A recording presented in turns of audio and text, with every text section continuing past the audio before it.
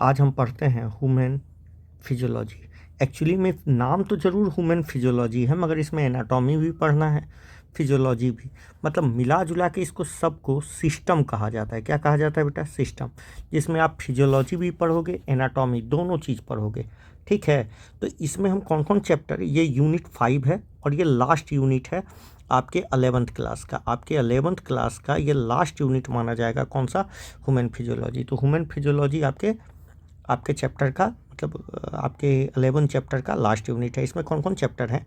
पहला है breathing and exercise, breathing and exchange of gases. दूसरा बॉडी फ्लूइड एंड सर्कुलेशन। ठीक है।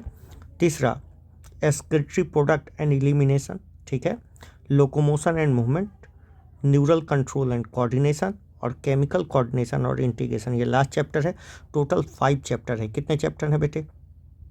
टोटल 5 चैप्टर आपको इस सेक्शन में आपको पढ़ने हैं।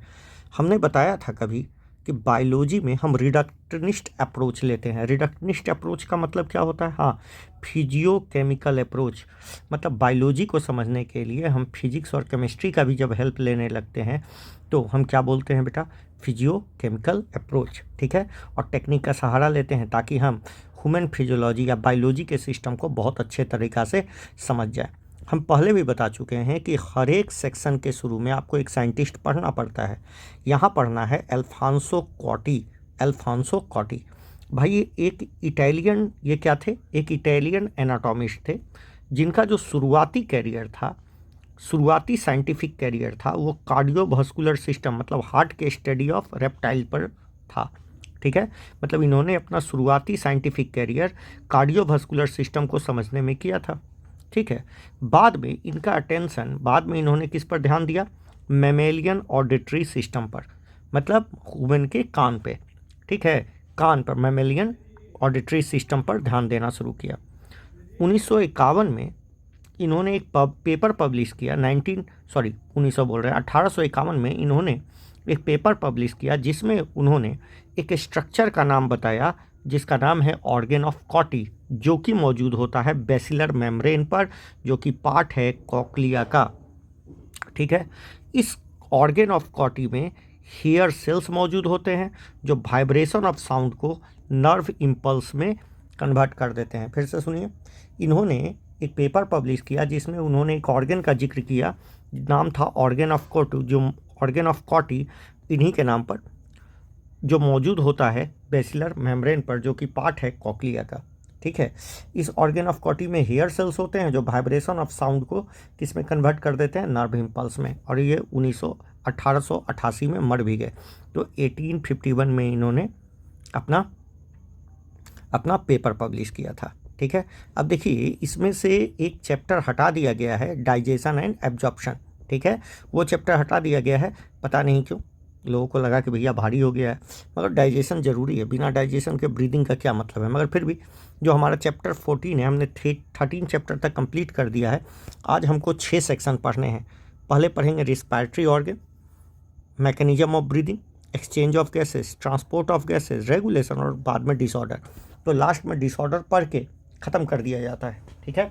अब देखिए, जैसा कि आपको पहले बताया गया था कि ऑक्सीजन यूटिलाइज होता है by organism to indirect break down of simple molecule. तो ऑक्सीजन का यूज करके ऑर्गेनिक मॉलिक्यूल्स का हम ब्रेक डाउन करते हैं, जैसे glucose, amino acid, fatty acid, और इससे क्या निकलता है बेटा? एनर्जी।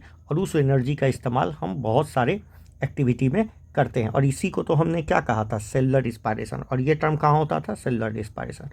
और तो एनर्जी परफॉर्म होता है, उससे हम एक्टिविटी करते हैं। और कार्बन डाइऑक्साइड जो कि हार्मफुल है, वो रिलीज कर दिया, रिलीज ड्यूरिंग कैटाबॉलिक रिएक्शन। इस रिएक्शन के दौरान कार्बन डाइऑक्साइड बनता है जो हार्मफुल होता है। Therefore evidence that O2 continuously provided to the cells, और CO2 इसको रिलीज करना पड़ता है सेल से। तो O2 देना पड़ता है और CO2 निकालना पड़ता है, ताकि ये जो प्रोसेस है लगातार चल सके, सेलुलर रिस्पायरेशन चल सके। अब सवाल है कि सेलुलर रिस्पायरेशन तो सेल में होता है, तो सेल तक आए कैसे? सेल तक ऑक्सीजन आए कैसे? और सेल से जो कार्बन डाइऑक्साइड निकला उसको फिर से शरीर के बाहर कैसे फेंका जाए? इस प्रोसेस को कहते हैं बेटा ब्रीदिंग। जिसको हम नॉर्मली रिस्पायरेशन कह देते हैं। तो यहाँ रिस्पायरेशन का मतलब है ब्रीदिंग, ठीक है ना। तो this process of exchange of O2 from atmosphere with CO2, O2 का अंदर आना, CO2 का बाहर जाना इज कॉल्ड, तो exchange of O2 from atmosphere with CO2, ठीक है। एक्सचेंज का मतलब O2 अंदर आना और CO2 बाहर जाना। Exchange of O2 from atmosphere with the CO2 produce by cells is called breathing, commonly called respiration. आ रहा है समझ में। तो अब ये कहता है कि जब से आप अपने हाथ को चेस्ट पर रखोगे तो आपको चेस्ट अप और डाउन मूव करता हुआ नजर आएगा, इसी को तो हम ब्रीदिंग कहते हैं। Do you know that due to breathing, what is breath. अब अलग अलग ऑर्गेनिज्म में अलग अलग ब्रीदिंग ऑर्गन हैं, ठीक है। आइए देखते हैं रिस्पायरेटरी ऑर्गन या ब्रीदिंग ऑर्गन, ठीक है। Mechanism of breathing very among different group of animals, अलग अलग ग्रुप ऑफ एनिमल्स में अलग अलग ब्रीदिंग ऑर्गन है। ये दो बातों पर डिपेंड करता है। पहला, on the basis of habitat, वो कहाँ रह रहा है। मान लो कोई जीव, मछली, कोई पानी में रह रहा है तो गिल से रिस्पायरेशन करने का करेगा, और कोई जमीन पर रह रहा है तो वो लंग से रिस्पायरेशन करेगा। तो पहला बात पर डिपेंड करता है कि भैया वो रह कहाँ रहा है, ऑन द हैबिटेट, ठीक है। तो breathing organ depends on the basis of habitat. और दूसरा, लेवल ऑफ ऑर्गेनाइजेशन, कहाँ मौजूद है, किस लेवल पर। हायर लेवल में जनरली क्या होता है बेटा, लंग्स होता है, और लोअर लेवल्स में ये गिल्स वगैरह आते हैं, ठीक है, या सिंपल डिफ्यूजन आता है। लोअर, अब कहता है लोअर इन्वर्टिब्रेट जैसे स्पॉन्ज, पोरीफेरा, सिलेंट्रेटा, फ्लैटवर्म, ये सिंपल बॉडी डिफ्यूजन से एक्सचेंज O2 और CO2 bye simple diffusion through body surface. तो ये बॉडी सरफेस से क्या कर लेते हैं, डिफ्यूजन कर लेते हैं, किसका, गैसेस का। मतलब O2 अंदर आता है, CO2 बाहर चला जाता है। अब एनेलिडा की बात करें जिसमें अर्थवर्म आता है, ये क्यूटेनियस रिस्पायरेशन, स्किन के थ्रू रिस्पायरेशन करता है। यदि ऑर्थोपोडा की बात करें, ऑर्थोपोडा ये एनेलिडा था, ऑर्थोपोडा की, इसमें ट्रैकियल सिस्टम पाया जाता है। नेटवर्क ऑफ ट्रैकियल क्या पाया जाता है, ट्यूब्स पाया जाता है, जो ट्रांसपोर्ट करता है air with in the body, ठीक है।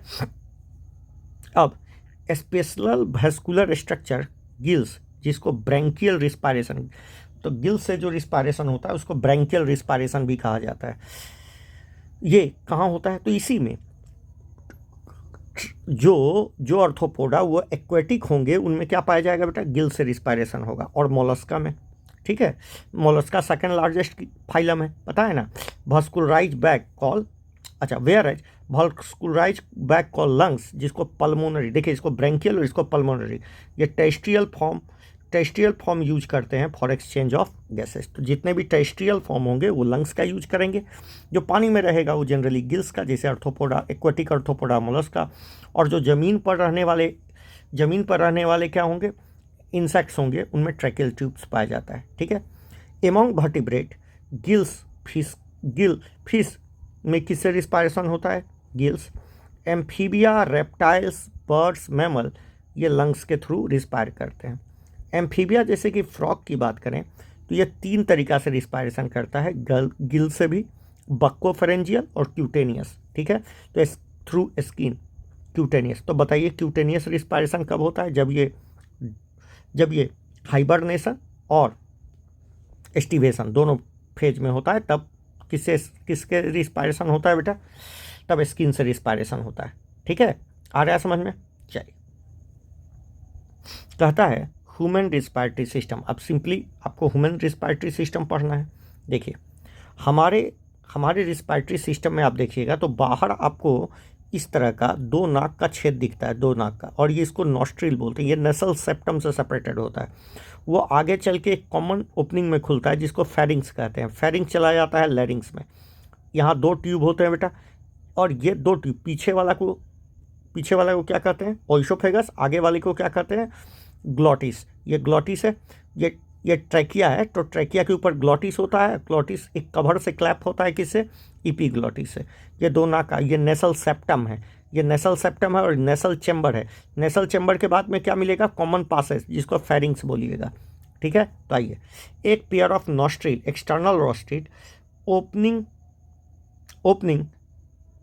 Opening out above the upper lips के ऊपर 2 नॉस्ट्रिल आपको दिखाई देंगे।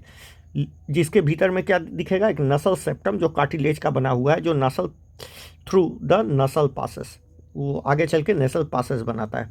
नसल चैम्बर, अब यही नसल पासेस, ये जो नसल पासेस है दो का, देखिए बाहर वाला जो छेद है इसको नॉस्ट्रिल बोल रहे हैं, इसके आगे नसल सेप्टम, ठीक है, ये नॉस्ट्रिल के वजह से दो गो नसल पासेज बना, ये आगे चल के एक चैम्बर नुमा स्ट्रक्चर में खुलता है बेटा, जिसको कहते हैं नसल चैम्बर, नसल, जिसमें आपका म्यूकस वगैरह सिक्रीट होता है। ये आगे चल के खुलता है बेटा किसमें, फैरिंग्स में। किसमें खुलता है, फैरिंग्स में।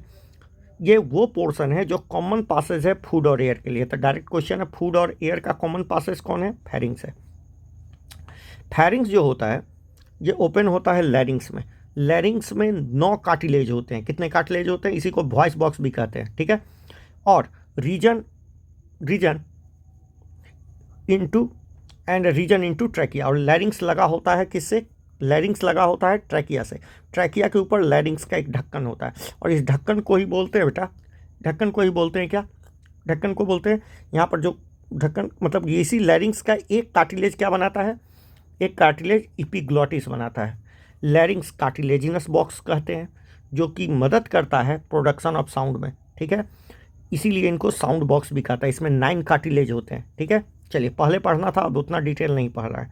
ड्यूरिंग सोलोइंग ये जो ढक्कन होता है इसका, जो ग्लॉटिस होता है, जो ओपनिंग है ट्रैकिया का, ट्रॉपिक ओपनिंग है ट्रैकिया का, ठीक है, ये थीन इलास्टिक कार्टिलेजिनस फ्लैप जो किसका मॉडिफिकेशन है, यही लैरिंग्स का ही, इसको कहते हैं इपिग्लॉटिस से ढक दिया जाता है ताकि खाना इसमें इंटर नहीं करे, ठीक है। ट्रैकिया एक स्टेट ट्यूब है, देखिए ट्रैकिया है, इसमें सी सेपेट कार्टिलेज मौजूद होते हैं, ठीक है। Extend up to mid thoracic cavity, ये कहाँ तक जाता है, मिड थोरेसिक कैविटी, और ये थोरेक्स तक जाता है। और 5वें थोरेसिक वर्टिब्रा में T5 में ये राइट और लेफ्ट ब्रोंकाई में राइट और लेफ्ट प्राइमरी ब्रोंकाई में डिवाइड हो जाता है। तो फिफ्थ थोरेसिक T5 लेवल में जाके ये क्या कर जाता है, 5 थोरेसिक वर्टिब्रा को रेफरेंस लेके यदि बताएं तो ये राइट और लेफ्ट प्राइमरी ब्रोंकाई में डिवाइड कर जाता है। हर एक जो ब्रोंकाई है, देखिए इसमें फर्दर रिपीटेड डिवीजन होता है, सेकेंडरी टर्सरी ब्रोंकाई होता है, उसके बाद ब्रोंकियोल होता है, और बाद में इनमें थीन टर्मिनल ब्रोंकियोल्स बनता है। क्या बनता है, ब्रोंकियोल्स, बहुत पतले पतले ब्रोंकियोल्स बनते हैं। देखिए, अब देखिए ध्यान से, कहता है यहाँ देखिए, the trachea primary secondary up to tertiary bronchi में एंड इनिशियल ब्रोंकियोल्स, जो शुरुआती ब्रोंकियोल्स होते हैं, इनिशियल ब्रोंकियोल्स में एक इनकम्प्लीट कार्टिलेजिनस लिंग होता है, सी सेपेट कार्टिलेजिनस रिंग होता है, ठीक है, डॉर्सल साइड में, ठीक है, आगे से, पीछे से नहीं, ventrally C shaped cartilaginous ring होता है, ठीक है। आगे समझ में, each terminal bronchiole give rise number of thin irregular walled vascularized bag like structure called alveoli.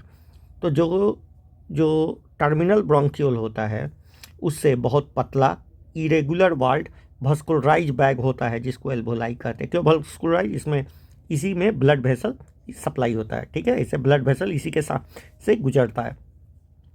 The branching network of bronchioles and alveoli comprises the lungs, मतलब lungs में घुसता है।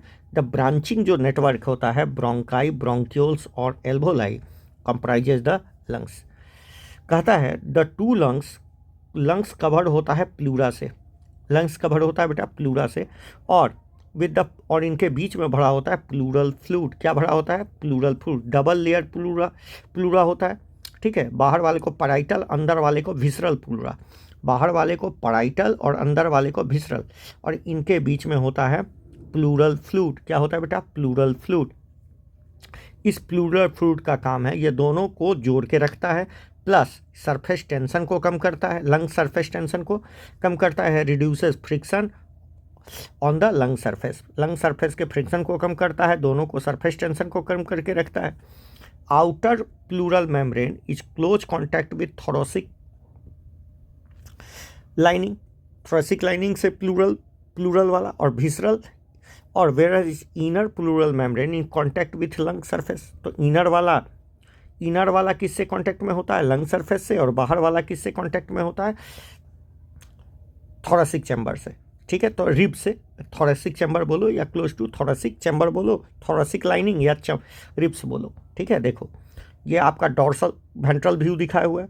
देखिए diagrammatic respiratory section of left lung दिखाया हुआ है। देखिए ये क्या है? ये एपिग्लोटिस है, ये ट्रैकिया है, ऊपर वाला लैरिंग्स है, ये जो इसके ऊपर रखा हुआ है लैरिंग्स है, ये ट्रैकिया है। ये आया यहाँ, देखिए यह ब्रोंकाई है, यह ब्रोंकस है। ठीक है, अब देखिए यहाँ रिब्स का कट दिखा हुआ, रिब्स है, ये लंग्स है, ये लेफ्ट लंग्स है। आ रहा है समझ में? यह प्लूरल मेम्ब्रेन है, बाहर वाला प्लूरल मेम्ब्रेन आपको दिखा है, एल्वोलाई दिखाया हुआ है, प्लूरल फ्लूइड दिखाया हुआ है, ये प्लूरल फ्लूइड है, ये ब्रोंक्यूल है, दिखाई दे रहा है, ये ब्रोंक्यूल। ठीक है, छोटा छोटा ब्रोंक्यूल।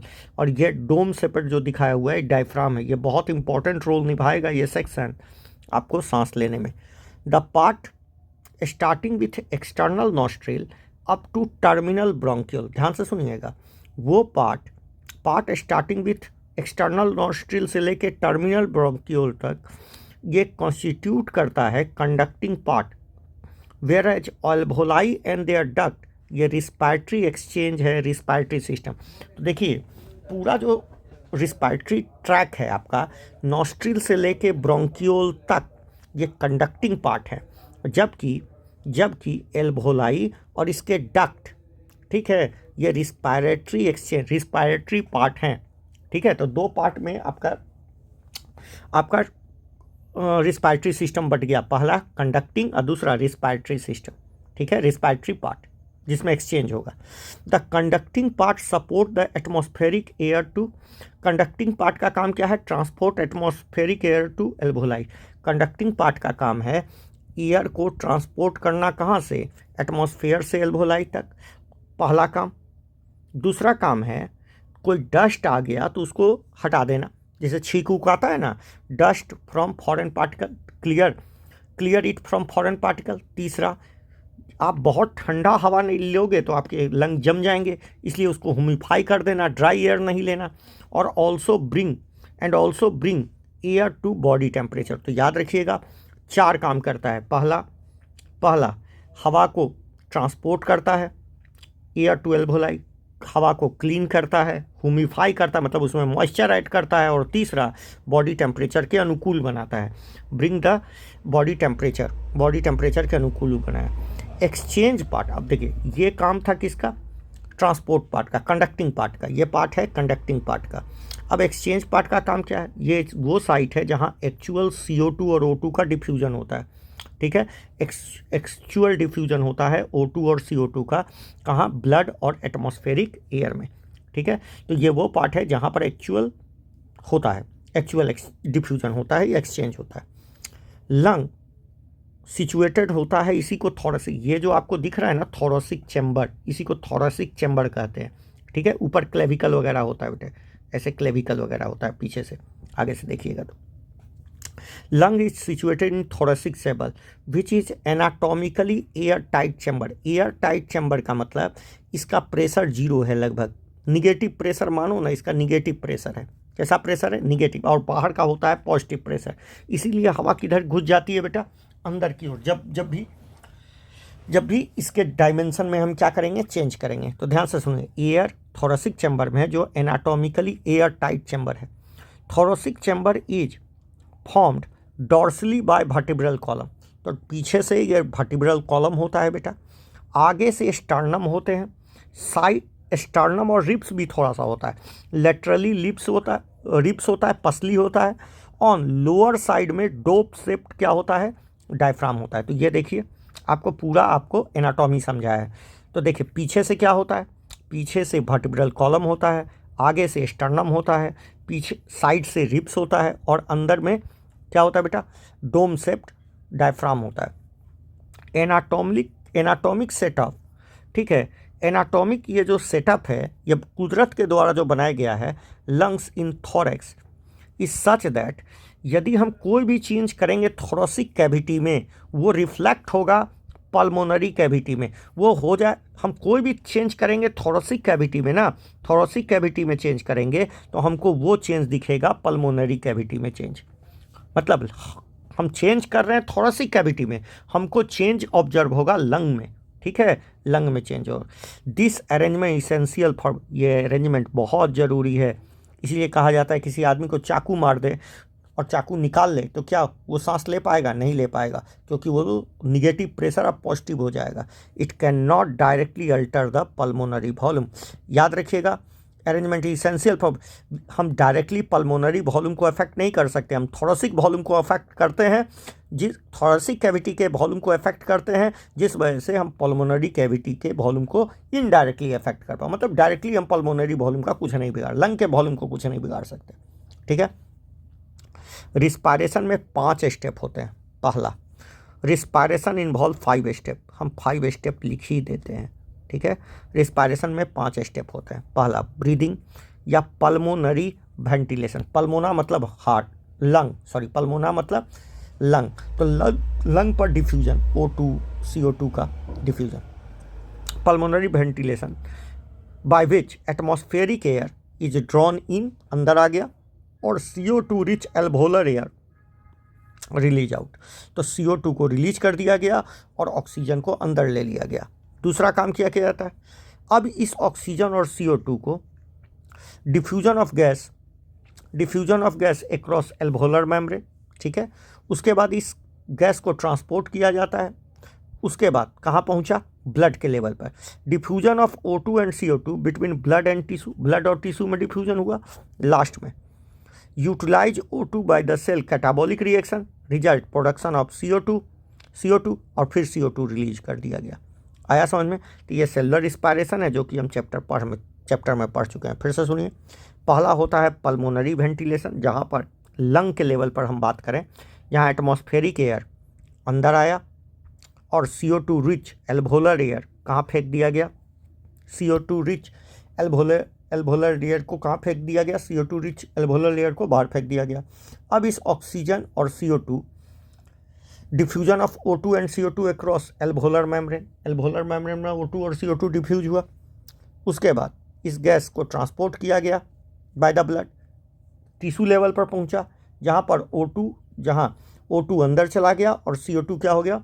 इसमें ब्लड में आ गया और O2 का यूटिलाइज हो गया कैटाबॉलिक रिएक्शन में, ठीक है। कहता है मैकेनिज्म ऑफ ब्रीथिंग, तो 5 प्रोसेस है, याद रखिएगा, यही सीक्वेंस है। पहला पल्मोनरी, दूसरा डिफ्यूजन, तीसरा ट्रांसपोर्ट ऑफ गैस, चौथा diffusion of O2 and CO2 between blood and tissue, utilisation of O2 by the cells for catabolic reaction, ठीक है, रिजल्ट रिलीज ऑफ CO2, ठीक है। चलिए, ब्रीदिंग, मैकेनिज्म ऑफ ब्रीदिंग। देखिए, breathing में 2 step होते हैं, इंस्पिरेशन और दूसरा एक्सपायरेशन। इंस्पिरेशन मत बोलिएगा, इंस्पायरेशन और दूसरा एक्सपायरेशन। इंस्पायरेशन का मतलब क्या होता है? इंस्पायरेशन का मतलब होता है अंदर लेना, ठीक है, during which atmospheric air is drawn, atmospheric air को अंदर लिया जाता है। एक्सपायरेशन, एल्वोलर एयर को बाहर फेंकना। The movement of air into and out of the lung is carried out by creating a pressure gradient between lungs and atmosphere. ये lungs और एटमॉस्फेयर के बीच प्रेशर का डिफरेंस क्रिएट करके होता है। यदि मान लीजिए अंदर का प्रेशर कम है और बाहर का प्रेशर ज़्यादा है तो इंस्पायरेशन हो जाएगा, और अंदर का प्रेशर ज़्यादा हो गया और बाहर का प्रेशर कम हो गया तो एक्सपायरेशन हो जाएगा। Inspiration can occur if pressure within the lungs, जिसको इंट्रा पल्मोनरी प्रेशर बोलते हैं, is less than atmospheric pressure. A negative pressure is in the lungs with respect to atmospheric pressure. मतलब कम प्रेशर, निगेटिव का मतलब ये मत समझिएगा कि निगेटिव है, कम है। Negative pressure in the lungs with respect to atmospheric pressure होता है तो अंदर हवा आ जाता है। सिमिलरली एक्सपिरेशन टेक प्लेस जब इंट्रा पल्मोनरी, अंदर लंग के अंदर का प्रेशर एटमॉस्फेरिक प्रेशर से ज़्यादा हो गया। अब देखिए, एक बात बोला गया है कि डायफ्राम एक muscular specialise set of muscle है, external intercostal muscle between ribs. तो देखिए, diaphragm and specialise set of muscle, तो कौन कौन मदद करता है इस काम में? तो एक तो डायफ्राम आपका, ठीक है, जो डोम से पेट था, ऐसा था ना, डोम से पेट था। ठीक है, पहला। उसके बाद स्पेशलाइज सेट ऑफ मसल, चाहे वो एक्सटर्नल हो चाहे इंटरनल इंटरकोस्टल मसल, जो रिब्स में लगे होते हैं, between the ribs, help in generation of such gradient. यही मदद करते हैं ऐसे ग्रेडियंट को बनाने में, नहीं तो ये ग्रेडियंट बन नहीं पाता। ठीक है, मतलब ये डिफरेंस बनाने में कौन कौन मदद करते हैं? डायफ्राम, एक्सटर्नल और इंटरकोस्टल मसल। डायरेक्ट बोलिए इंटरकोस्टल मसल्स। ठीक है।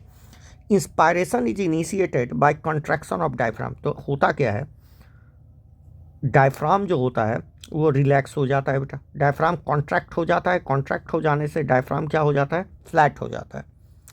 जैसी डायफ्राम फ्लैट होगा थोरेसिक एरिया बढ़ जाएगा, विच increases volume of thoracic chamber.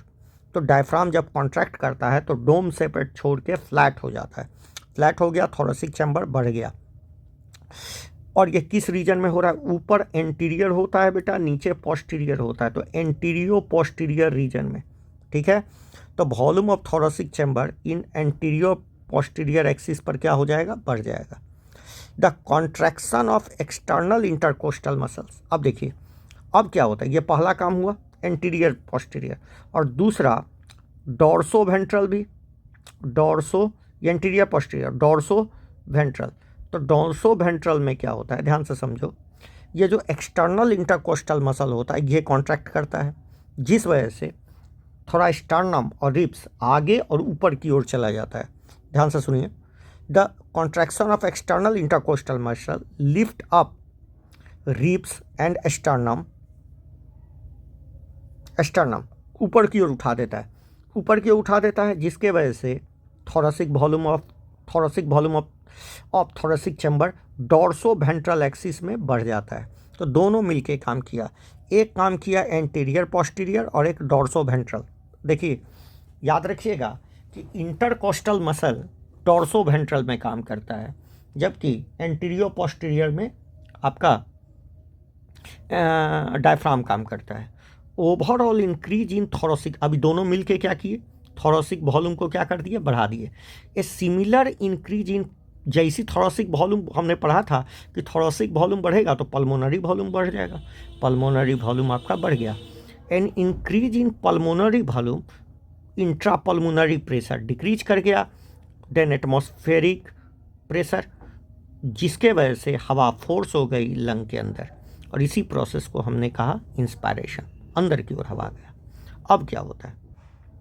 अब रिलैक्सेशन होता है जब डायफ्राम का, ध्यान से समझिए। अच्छा ये सब हो कैसे रहा है? तो ये हो रहा है बेटे, ये हो रहा है। अच्छा ये जो इंस्पायरेशन चलता है ये 2 सेकंड का चलता है। कितने सेकंड का चलता है बेटा? 2 सेकंड का। और एक्सपायरेशन 3 सेकंड का चलता है, तो टोटल 5 सेकंड लगते हैं। ठीक है, इस पूरे प्रोसेस में। और आदमी 60 सेकंड में 12 से 15 बार सांस लेता है, ये बात आप 12 से 16 बार सांस लेता है, नॉर्मल सांस। ठीक है, ये बात आपको याद रखना होगा। तो जब रिलैक्सेशन होता है डायफ्राम का, तो ये डोम सेपेट से, सॉरी ये फ्लैट से फिर डोम सेपेट हो जाता है। अब देखिए एरिया घट गया। ठीक है, और इंटरकोस्टल जो मसल होता है वो उसको रिटर्न करवा लेता है रिब्स और स्टर्नम को अपने पोजीशन पर। तो देखिए relaxation of diaphragm and intercostal muscle, diaphragm and sternum to their normal position, जिस वजह से थोरेसिक वॉल्यूम घट जाता है, जिससे थोरेसिक वॉल्यूम घटा तो पल्मोनरी वॉल्यूम घट गया, जिससे इंक्रीज हो गया intra pulmonary pressure, atmospheric pressure का, और ये जो हवा है वो बाहर की ओर फेंक दी गई, जिसको आप एक्सपायरेशन कहते हो। ठीक है, we have to ability to increase strength of inspiration और expiration with the help of abdominal. ये बात आपको याद रखनी है कि हम अपने इंस्पायरेशन और एक्सपायरेशन के कैपेसिटी को बढ़ा सकते हैं by using abdominal muscle. Abdominal muscle को यूज करके पेट के मसल को और ज़्यादा स्ट्रेच करा सकते हैं। किसको? डायफ्राम को, स्टर्नम को और ज़्यादा ऊपर उठा सकते हैं। ठीक है, एवरेज ह्यूमन हेल्दी ह्यूमन, याद रखिएगा बीमार नहीं, हेल्दी ह्यूमन 12 से 16 टाइम्स ब्रीथ करता है पर मिनट। तो 12 से सेकंड कर देगा, गलती हो जाएगा, 12 से 16 टाइम्स ब्रीथ करता है 1 मिनट में। ठीक है, volume of air involve in breathing, वो volume of air involve in estimate. अच्छा, वॉल्यूम कैसे नापिएगा, कितना एस्टिमेटेड है, तो इसको एक इंस्ट्रूमेंट होता है स्पायरोमीटर, जो क्लिनिकल ट्रायल में पल्मोनरी फंक्शन को मेजर करने में यूज किया जाता है। तो वॉल्यूम ऑफ एयर कितना इंस्पायर हो रहा है, ठीक है, ब्रीदिंग मूवमेंट में, इसको एस्टिमेट करने के लिए एक इंस्ट्रूमेंट का इस्तेमाल करते हैं जिसको बोलते हैं स्पायरोमीटर, ठीक है। ये clinical assignment of pulmonary function, मतलब आपके लंग के फंक्शन को देखने में मदद करता है। आ गया, तो देखिए यहाँ पर दिखाया गया है इंस्पायरेशन को, यहाँ पर इंस्पायरेशन को देख रहे हैं, रिब्स को ऊपर उठाया जा रहा है, ठीक है, इसको नीचे, डायफ्राम को नीचे लाया जा रहा है, और ये दिखाया जा रहा है एक्सपायरेशन को, एयर को बाहर की ओर फेंका जा रहा है, ठीक है, यहाँ एयर इंटर कर रहा है। आ गया समझ में? चलिए अब देखिए रिस्पायरेटरी वॉल्यूम एंड कैपेसिटी, ध्यान से समझिएगा, बहुत अच्छे से हम समझा देते हैं, कोशिश करते हैं कि आपको समझ में आ जाए। देखिए ये चार डायग्राम बना लीजिए, ध्यान से देखिए, ये वॉल्यूम ऑफ एयर है। देखिए वॉल्यूम ऑफ एयर जो नॉर्मल इंस्पायरेशन और एक्सपायरेशन होता है उसको कहते हैं टाइडल वॉल्यूम। क्या बोलते हैं? Tidal volume. तो ये जो है टाइडल वॉल्यूम है, मतलब ये tidal volume, meaning tidal volume 500 मतलब लिया और 500 आपने फेंका, तो ये इंस्पायरेशन एक्सपायरेशन, इंस्पायरेशन एक्सपायरेशन, इसको बोलते हैं टाइडल वॉल्यूम, ठीक है। तो ध्यान से सुनिए, वॉल्यूम ऑफ एयर इंस्पायर्ड और एक्सपायर्ड ड्यूरिंग नॉर्मल रिस्पायर, ये नॉर्मल रिस्पायरेशन है, ठीक है, तो इसको बोलते हैं बेटा टाइडल वॉल्यूम, ठीक है। अब मान लीजिए, ध्यान से सुनिएगा, 500 ml कितना, मतलब एक हेल्दी ह्यूमन इंस्पायर, तो 500 गुना 60 कर ले, 500 ml एक बार में, तो 12 से गुना करना है, 12 25 60 होता है, तो 600, क्योंकि 12 बार वो सांस लेगा, 12 बार मान के चलिए, या 16 बार, तो लगभग 6000 से लेके 8000 ml पर मिनट वो हवा लेता है हर एक आदमी। 6000 से मतलब लगभग 6 लीटर से 8 लीटर मान लीजिए, 6 लीटर से 8 लीटर आदमी एक को क्या करता है, नॉर्मली 1 मिनट में सांस लेता है, 6 लीटर 8 लीटर हवा वो देता, फेंक देता है। आ रहा है समझ में? चलिए, इंस्पायर, तो इंस्पायर और एक्सपायर, तो नॉर्मल में वो 6 लीटर लिया और 6 लीटर फेंक दिया, ऐसा होता है। अब मेरी बात सुनिए, फेंकने के बाद, नॉर्मली फेंकने के बाद वो कितना और फेंक सकता था, मतलब थोड़ा सा और फेंक सकता था, ठीक है, वो जो फेंक सकता था, ठीक है, ठीक है, उसको कहते हैं एक्सपायरेटरी रिजर्व वॉल्यूम, ठीक है। ध्यान से सुनिए, the additional volume of air a person can expire by forceful expiration after normal expiration. तो नॉर्मल एक्सपायरेशन के बाद जो वो फेंक सकता था वो क्या कहलाया बेटा, एक्सपायरेटरी रिजर्व वॉल्यूम, ERV। तो ये है बेटा ERV, ठीक है, यहाँ से यहाँ ERV, ये 1000 से लेके 1100 ml तक होता है। अच्छा, ऐसा भी तो हो सकता था कि हम पूछते हैं कि नॉर्मल एक्सपायरेशन रिस्पायरेशन चल रहा है, वो कितना नॉर्मल इंस्पायरेशन के बाद और कितना ले पाया, ठीक है, आ रहा है समझ में? तो हम बोल रहे हैं additional volume of air person can inspire after normal respiration, ठीक है, नॉर्मल रिस्पायरेशन, उसको कहते हैं फोर्सफुल इंस्पायरेशन। ये 2500 से लेके 3000 ml तक होता है, 2500 से लेके 3000 ml तक होता है। आ गया समझ में? इसको कहते हैं इंस्पायरेटरी रिजर्व वॉल्यूम, मतलब टाइडल वॉल्यूम के बाद जितना एयर ले पाया उसको क्या बोलेंगे, एक्सपायरेटरी फोर्सफुल इंस्पायरेशन, ये 2500 से 3000 होता है, और नॉर्मल रिस्पायरेशन के बाद जो फेंक पाया उसको फोर्सफुल एक्सपायरेशन बोलते हैं, 1000 से लेके 1100 ml होता है। ये डाटा आपको रटना है। अब मेरी बात सुनो, कुछ एयर हवा में कुछ हमेशा बचा रहता है, उसको रिजर्व वॉल्यूम बोलते हैं, ठीक है। अब देखिए रेसिड्यूअल वॉल्यूम, वो वॉल्यूम जो कभी लंग से बाहर नहीं निकलती, चाहे वो फोर्सफुल कर ले या कुछ भी कर ले, तो volume of air remain in lungs even after forceful expiration. आप फोर्सफुल एक्सपायरेशन कर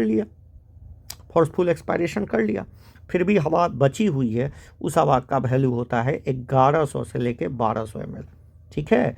1000 से लेके 1100 तो आपने फेंक दिया, तब भी हवा कितनी बची हुई है बेटे, 1100 से लेके 1200 ml तक बची रह जाती है, इस हवा को बोलते हैं रेसिडुअल वॉल्यूम।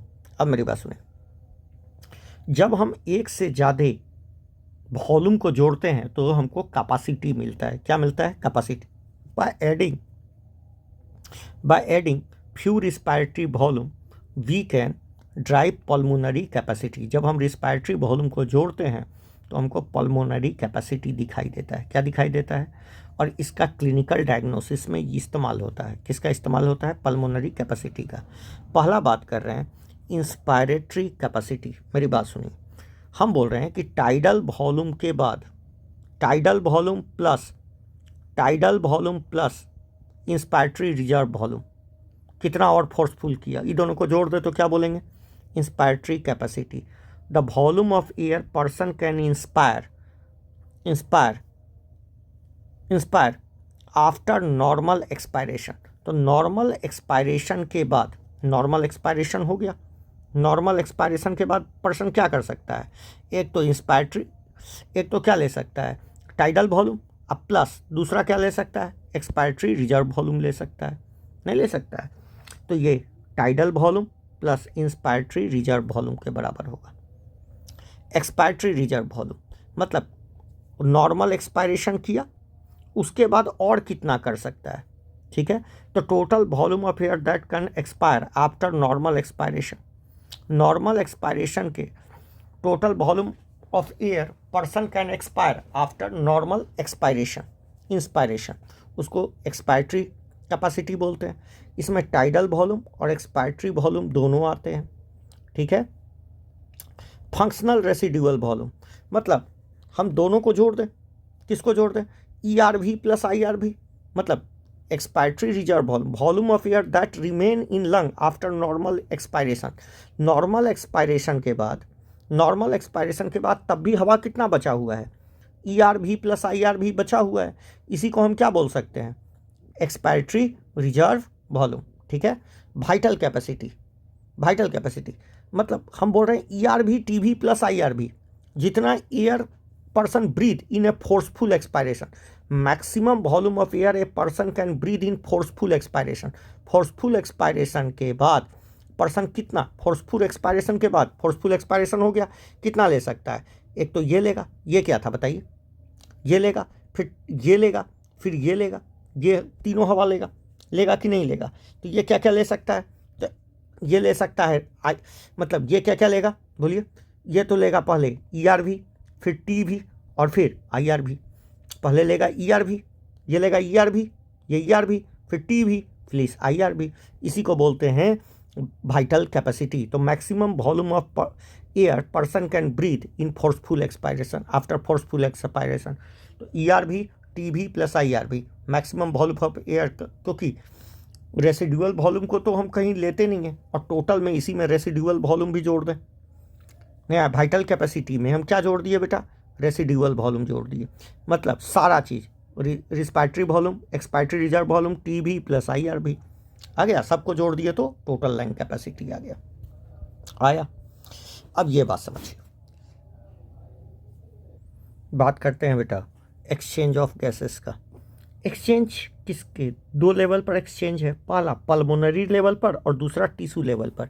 तो alveoli are the site of exchange of gas. तो ये लंग की बात हो रही है, लंग लेवल पर। ठीक है, exchange of gas also occur between blood and tissue. तो दो लेवल पर एक्सचेंज होता है बेटा। एक प्राइमरी साइट कौन सा है? एल्वोलाई। और सेकेंडरी साइट कौन है? Blood and tissue. Oxygen and CO2 are exchange in their site by simple diffusion. ये प्रेशर कंसंट्रेशन ग्रेडियंट के अलॉन्ग होता है, मतलब हाई प्रेशर से लो प्रेशर अच्छा, एक बात समझिए, हम बात बोल रहे हैं कि गैस के डिफ्यूजन को कौन कौन सपोर्ट करेगा? तो एक तो प्रेशर, दूसरा मेम्ब्रेन का थिकनेस। देखिए, पहला होता है प्रेशर। क्या होता है बेटा?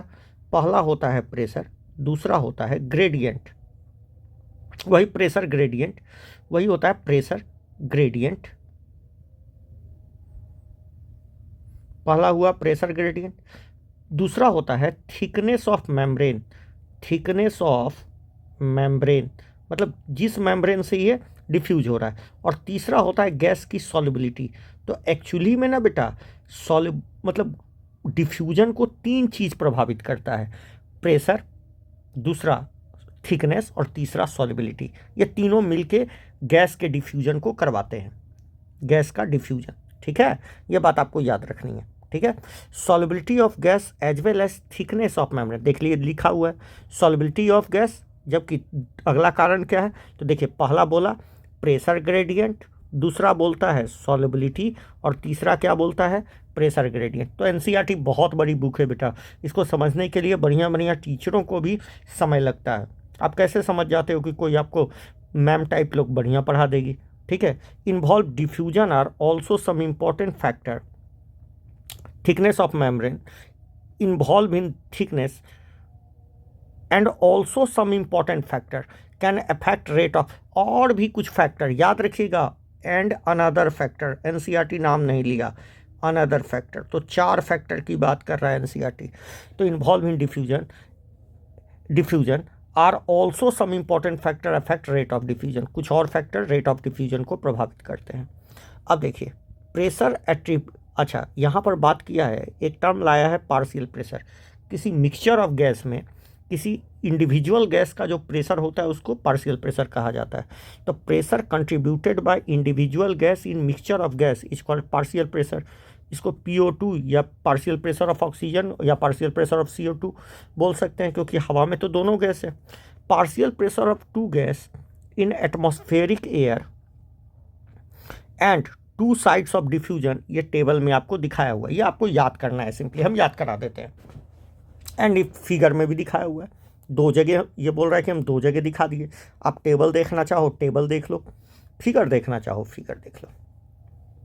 कहता है data given in table clear indicate a concentration gradient of oxygen from alveoli to blood and blood to tissue. Similarly ध्यान से देखिए, पार्शियल प्रेशर जो MMHG में बताया हुआ है। अच्छा, ऑक्सीजन और carbon dioxide different parts involve comparison. देखिए ऑक्सीजन का एटमॉस्फेयर में 159 जबकि 0.3, एल्वोलाई में, ये देखिए एल्वोलाई में बात कर रहा है, ठीक है, 104 और यहाँ पर 40। ठीक है, आ गया समझ में। तो एल्वोलाई के लेवल पर देखिए ये डीऑक्सीजनेटेड ब्लड की बात है बेटा, डीऑक्सीजनेटेड। ठीक है, ये जो ब्लड है ये डीऑक्सीजनेटेड ब्लड होगा, और ये अच्छा यहाँ पर बात किया गया है डीऑक्सीजनेटेड ब्लड, करिए दिया है, हमको कुछ करने की ज़रूरत नहीं है। ठीक है, डीऑक्सीजनेटेड ब्लड।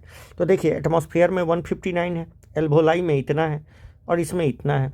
डीऑक्सीजनेटेड ब्लड में 40 है, 45 है, ऑक्सीजनेटेड ब्लड में 95 है, 40 है, और टिश्यू में 40 है, 45 है। तो एल्वोलाई में कितना प्रेशर होता है, CO2 का, O2 का 104, और इसका कितना होता है, 40 होता है। आगे समझ में। एटमॉस्फेयर में आपको बताया 159 और 0.3। ठीक है, आइए बहुत आसानी से समझ लेंगे, कोई बहुत बड़ा बात नहीं है। देखिए यहाँ कहा जा रहा है कि यहाँ देखिए डायग्राम में आपको सब चीज़ दिखाया गया है, कोई दिक्कत नहीं है। एक्सचेंज ऑफ गैस एल्वोलाई, पहला गैस एट एल्वोलस और and tissue and body tissue with the किसके साथ, blood, transport of oxygen and carbon dioxide आपको दिखाया हुआ है। ध्यान से देखिए एल्वोलर एयर में कितना है बेटा, 104 अभी बताया गया था, और इसमें कितना है 40। यहाँ जो CO2 आया मतलब ये पल्मोनरी आर्टरी मतलब डीऑक्सीजनेटेड ब्लड, कौन सा ब्लड, डीऑक्सीजनेटेड। तो डीऑक्सीजनेटेड ब्लड में कितना था बताइए, पार्शियल प्रेशर ऑफ ऑक्सीजन कितना था, ये पार्शियल प्रेशर ऑफ ऑक्सीजन था 40, और partial pressure of carbon dioxide था, CO2 था 45। अब देखिए अब इसका प्रेशर ज़्यादा है और यहाँ प्रेशर कम है, तो ये डिफ्यूज होके कहाँ चला जाएगा, यहाँ पर चला जाएगा। चल, और यहाँ प्रेशर ऑक्सीजन का कितना है 40, जबकि यहाँ पर ऑक्सीजन का प्रेशर है 104, ये निकाला गया एक्सपेरिमेंटली। अब ऑक्सीजन यहाँ से यहाँ डिफ्यूज करके चला गया। अब ये हो गया पल्मोनरी वेन मतलब ऑक्सीजनेटेड ब्लड, ऑक्सीजनेटेड। अब बताइए ऑक्सीजनेटेड ब्लड में पार्शियल प्रेशर ऑफ ऑक्सीजन कितना होता है, जल्दी बताइए। पार्शियल प्रेशर ऑफ ऑक्सीजन हो गया 95 और पार्शियल प्रेशर ऑफ CO2 हो गया 40। कितना हो गया 40। ठीक है, ये 40 ये हार्ट में आया, हार्ट से ये लेफ्ट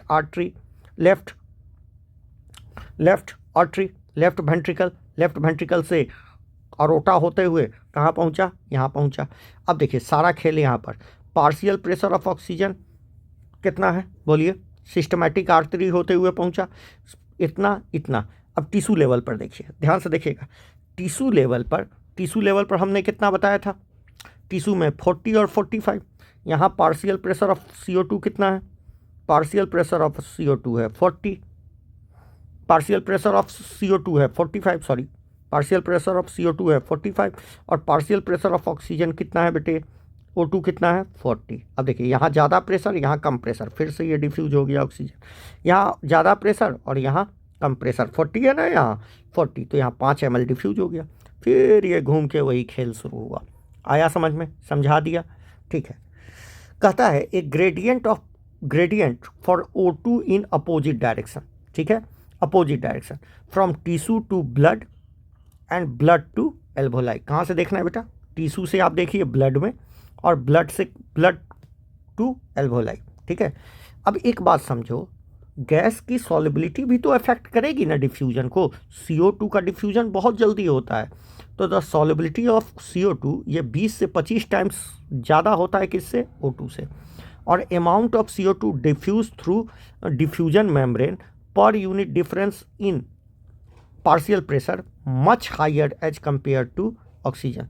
इसका मतलब क्या हुआ कि इसका जो डिफ्यूजन का रेट होता है और सॉल्युबिलिटी, ये दोनों ज़्यादा होता है किससे, ऑक्सीजन से, ठीक है।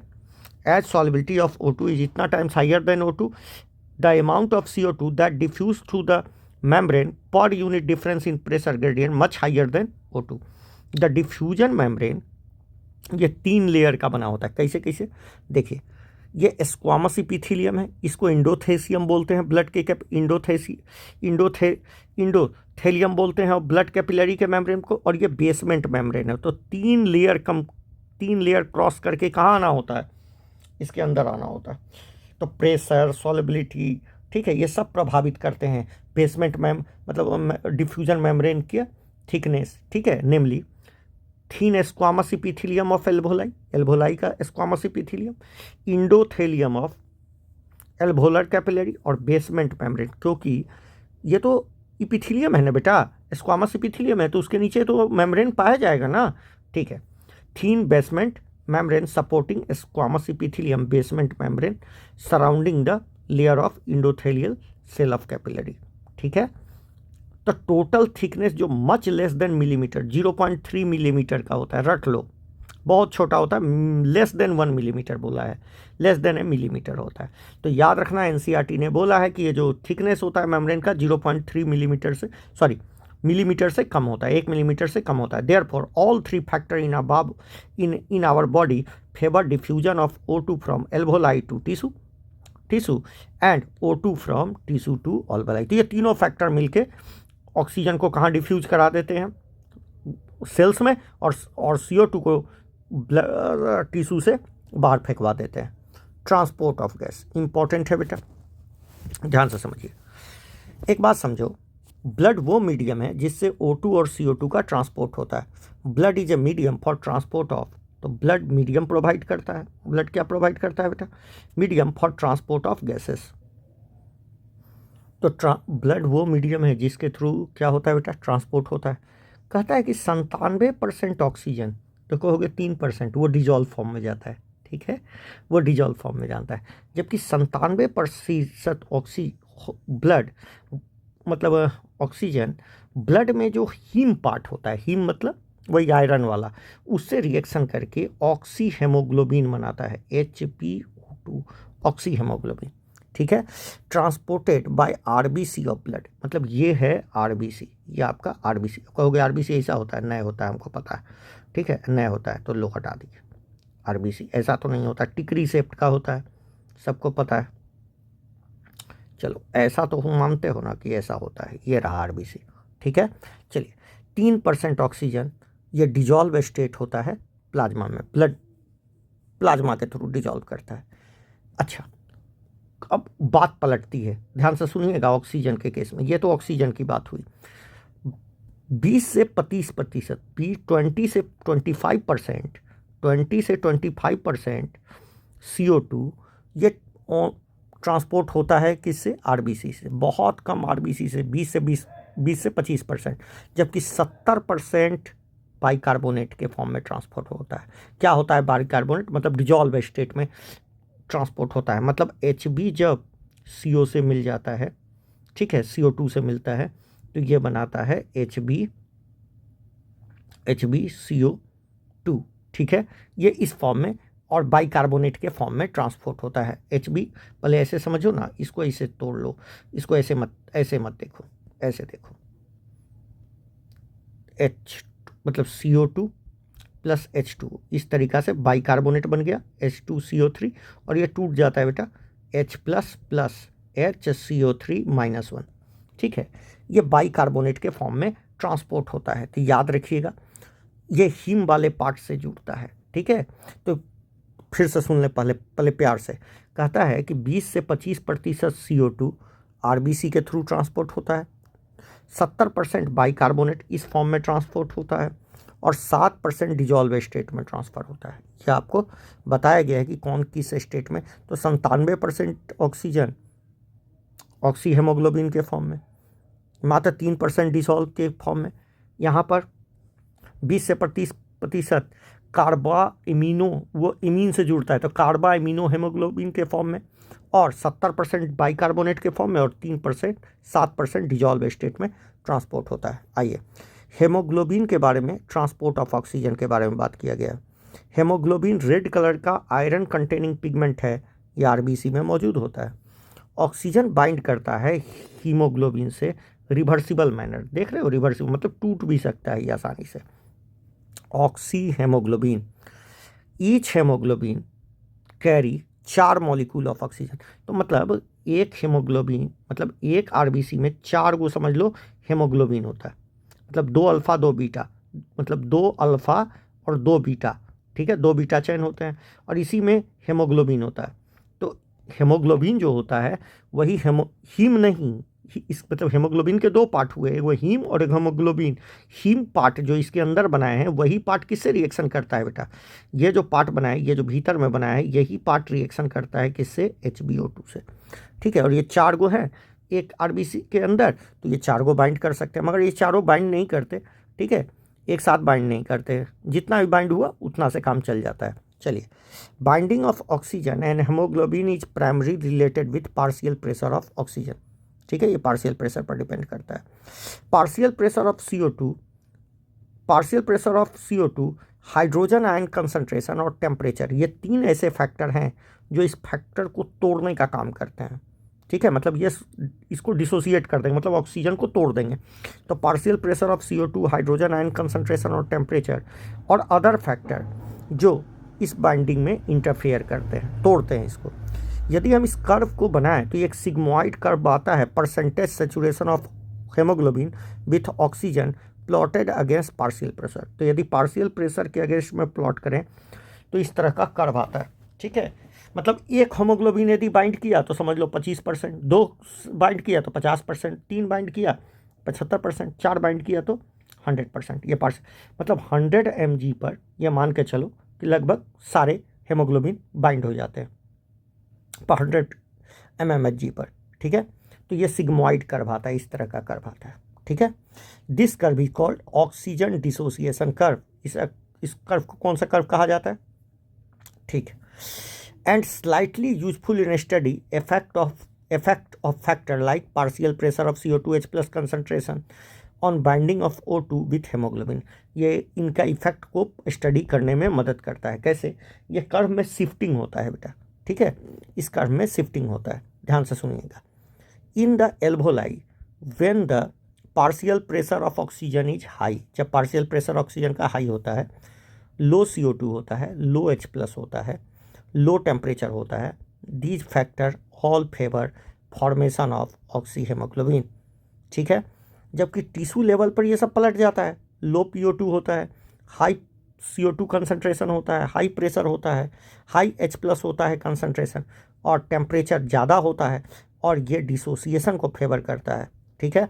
This clearly indicate that oxygen get bounded to haemoglobin at lung surface and dissociate at tissue. तो लंग सरफेस पर बाइंड होता है, और इसी को ऑक्सी हेमोग्लोबिन कर्व बोल रहे हैं, ठीक है। अब मेरी बात सुनिए, 100 ml of blood 5 ml normal circumstances में 5 ml सप्लाई करता है। Each 100 ml of oxygenated blood 5 ml of oxygen to tissue under normal physiological condition में सप्लाई करता है। तो नॉर्मल फिजियोलॉजिकल कंडीशन में 100 ml of blood 5 ml of oxygen tissue को supply करता है। ठीक, तो ये ऑक्सीजन की बात हो गई। ये किसकी बात हो गई? Transport of oxygen. अब हम बात करते हैं ट्रांसपोर्ट ऑफ कार्बन डाइऑक्साइड। बस अब कुछ नहीं है बेटा, अब बस थोड़ा सा है, अब डिसऑर्डर है, 2 मिनट लगेगा। देखिए 1 घंटे में आपका चैप्टर हमने कर दिया। ठीक है, transport of carbon dioxide. Carbon dioxide carried out by haemoglobin, नाम देखिए अलग है, कार्बा इमिनो, ये मीन पार्ट ये हीम पार्ट से एसोसिएट कर रहा है, कार्बा इमिनो हेमोग्लोबिन। ठीक है, ये 20 से 25% तक, हम बोले थे ना कार्बोक्सी मत कह दीजिएगा। ठीक है, कार्बा इमिनो हेमोग्लोबिन बोलना है। ठीक है, ग्लोबुलिन पार्ट से एसोसिएट करता है। This binding is related with partial pressure of CO2। Partial pressure of O2 is major factor which would affect this binding. So this binding related with partial pressure of CO2 and partial pressure of CO2. Partial pressure of O2 is major factor which could affect the binding.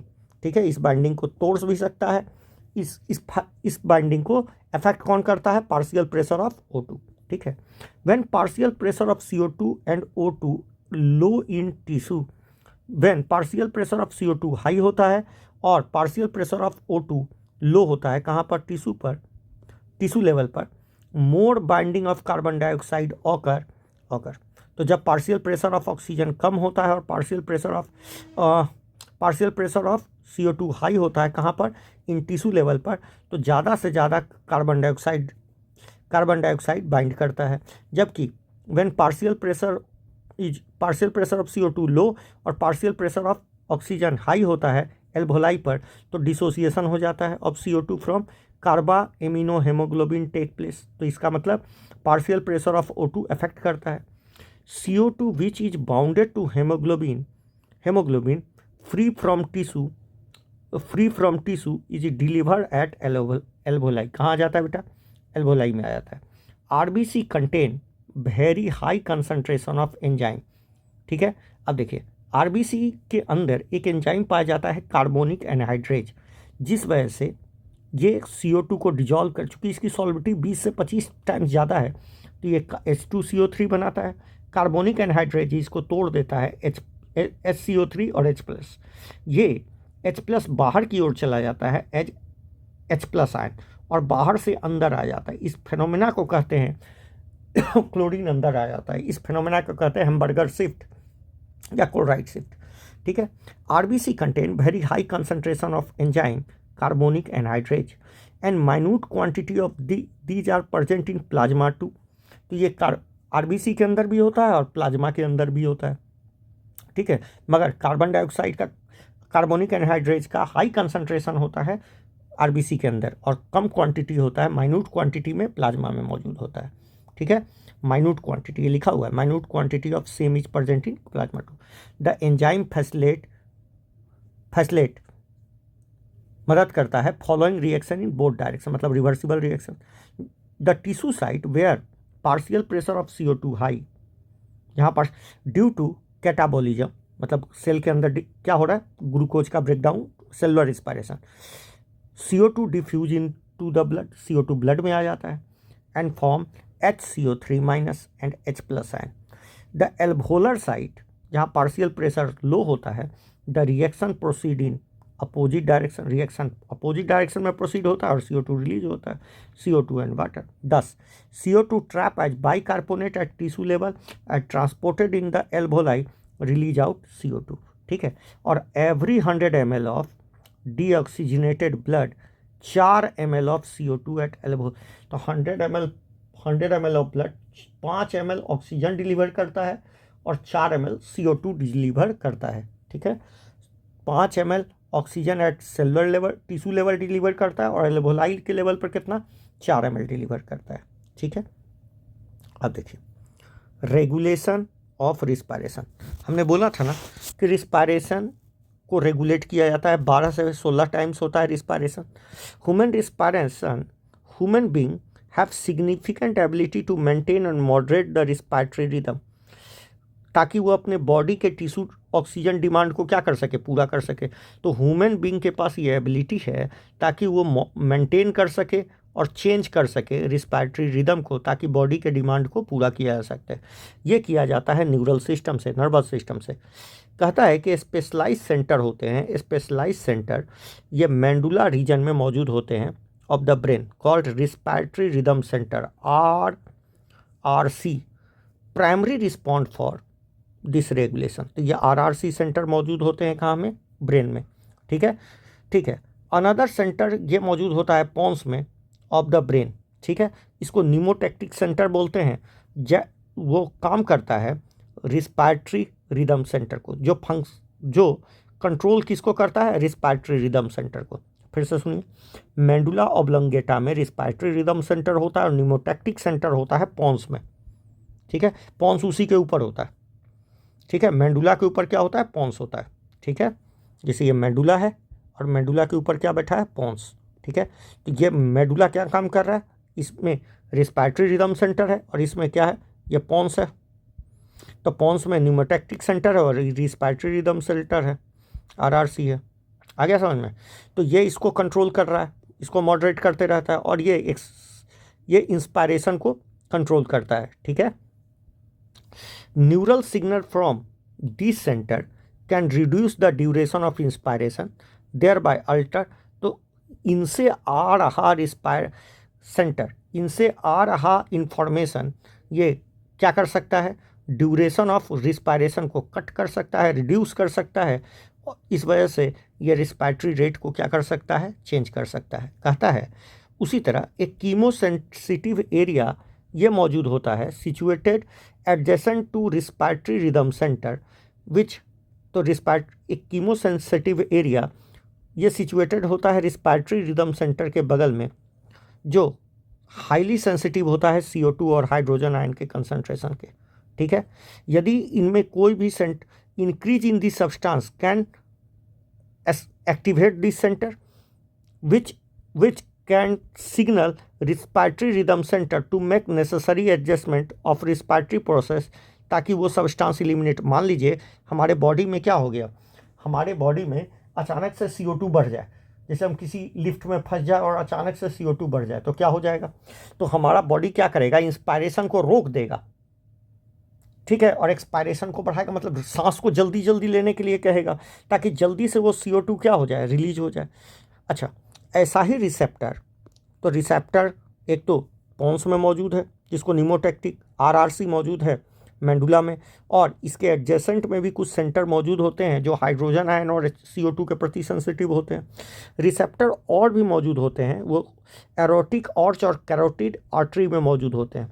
ठीक है, ये भी recognise करते हैं इनमें change CO2 और send necessary signal to RRC, और ताकि रिमेडियल एक्शन लिया जा सके, तुरंत एक्शन लिया जा सके।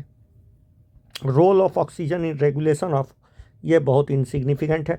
ऑक्सीजन का कोई रोल नहीं है, जो भी रोल है वो CO2 और H+ आयन का, क्योंकि CO2 बढ़ रहा है तो CO2 को तुरंत हटाना होगा। ठीक है, आ रहा है समझ में। डिसऑर्डर ऑफ रिस्पायरेटरी सिस्टम, पहला अस्थमा। अस्थमा का मतलब होता है स्पाज्म हो जाता है ब्रोंकाई में, मतलब प्रोलॉन्ग कॉन्ट्रैक्शन हो जाता है बेटे, जिस वजह से लोग को सांस लेने में दिक्कत होता है और म्यूकस बढ़ जाता है ब्रोंकी और ब्रोंक्यूल्स में। ठीक है, तो पफ ऑफ लगाते हैं। ठीक है, तो asthma is difficult in breathing causing wheezing sound होता है बेटा, due to inflammation of bronchi and bronchioles. तो ये ब्रीदिंग में दिक्कत होता है, वीजिंग ड्यू टू इन्फ्लामेशन, मतलब उनमें साउंड आने लगेगा।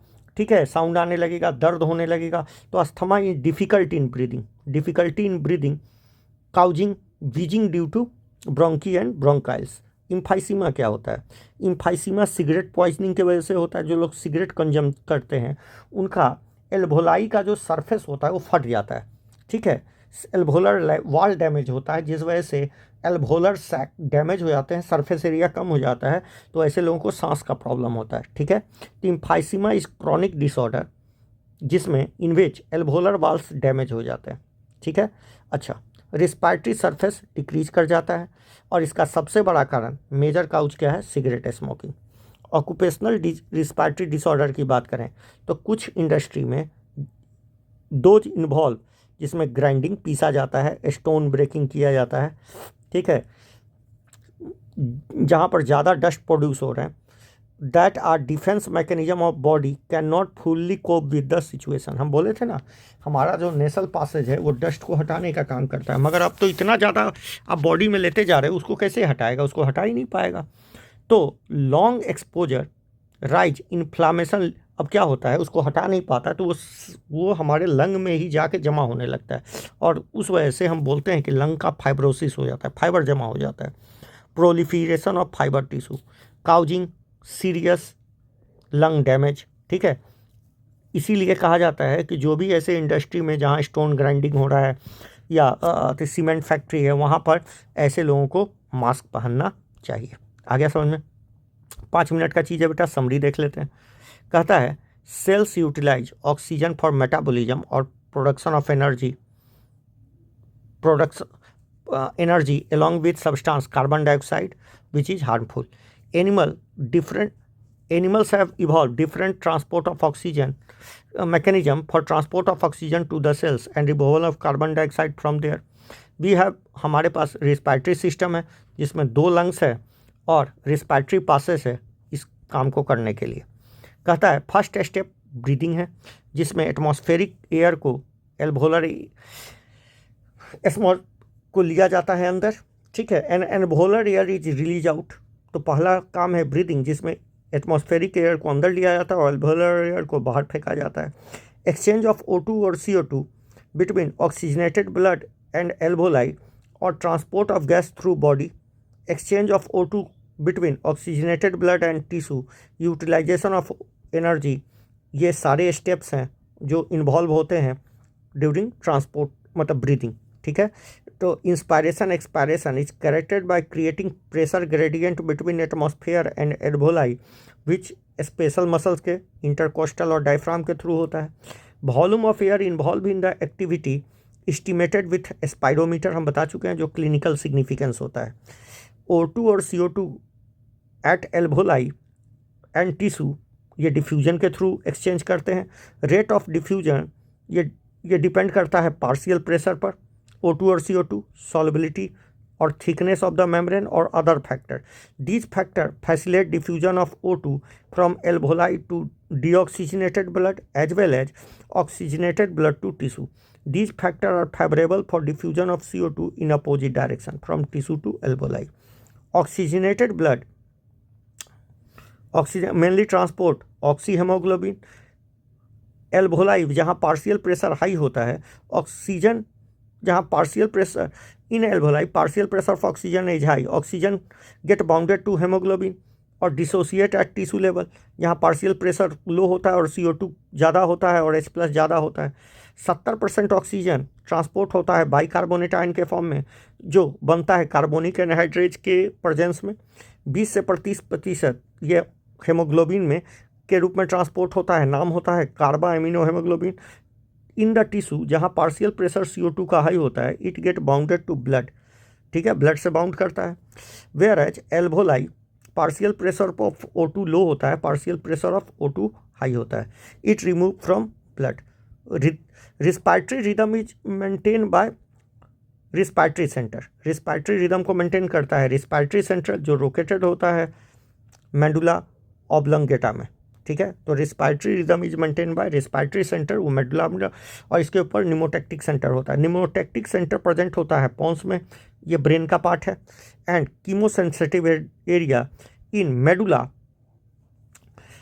ये रिस्पायरेटरी मैकेनिज्म को अल्टर कर सकता है। तो इस प्रकार हमने 1 घंटे में आपका ये पूरा का पूरा चैप्टर पढ़ा के ख़त्म कर दिया। Thank you.